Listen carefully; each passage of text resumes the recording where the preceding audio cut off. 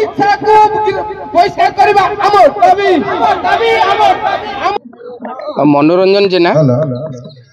राज्य कार्यकारी अध्यक्ष मूल निवासी यूनाइटेड फोरम जे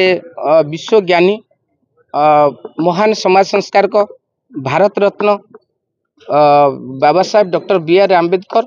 जे कि आमर देशर संविधान रचना करते जहाँ शासन प्रशासन एवं समस्त नागरिक को समानता समता स्वतंत्रता न्याय बंधुता अधिकार मिली एवं तांको पाई आधुनिक भारत से निर्माता एवं तांको पाई गत 6 तारीख जो डिसेम्बर 6 महाप्राण दिवस रे 198 देश रे प्रतिमूर्ति होता एवं श्रद्धांजलि दिवस पालन होता एभली महान ज्ञानी जहाँ संविधान पाई जड़े तड़ीपार व्यक्ति मंत्री हेले एवं केंद्र सरकार को गृह मंत्री हेले सी संसद भितर पार्लियामेंट भितर आंबेडकर को गोटे फैशन कहवा एवं आंबेडकर आंबेडकर आंबेडकर कहीकि 6 थर तात्सल्य करवा एवं आंबेडकर नाम धरिले न धरी जदि भगवान को नाम जाता ताले 7 जन्म स्वर्ग प्राप्ति होता बोली जो तात्सल्य करवा यह निश्चिंत भाव में समस्त भारतीय को दुख देइछि एवं आघात देइछि जड़े मंत्री होइकरी सी बाबा साहेब आंबेडकर को तात्सल्य करवा ताले आंबेडकर को नाम धरिया कौन पाप कि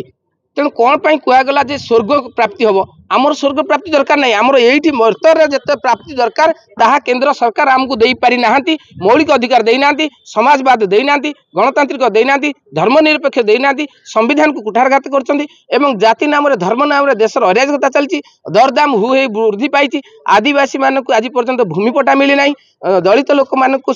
न्याय अधिकार जो मौलिक अधिकार संरक्षण दि जा पारना घरोईकरण संरक्षण ना घर प्राइवेटेशन रिजर्वेशन को हटई दि जाइए एवं पीओ एक्ट को कोहल कर दि जाउछि एपरि क्षेत्र में जड़े देशर निर्माता को एभली अपमान करा जिबा एवं संसद भितर ताकू कोनोसी दल कोनोसी संगठन कोनोसी व्यक्ति भी सहाय करि पारुनांती जेउथि पई आज मूल निवासी यूनाइटेड फोरम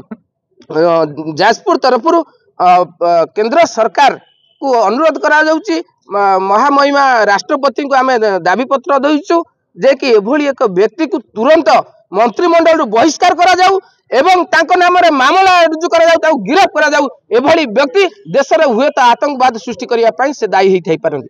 अन्य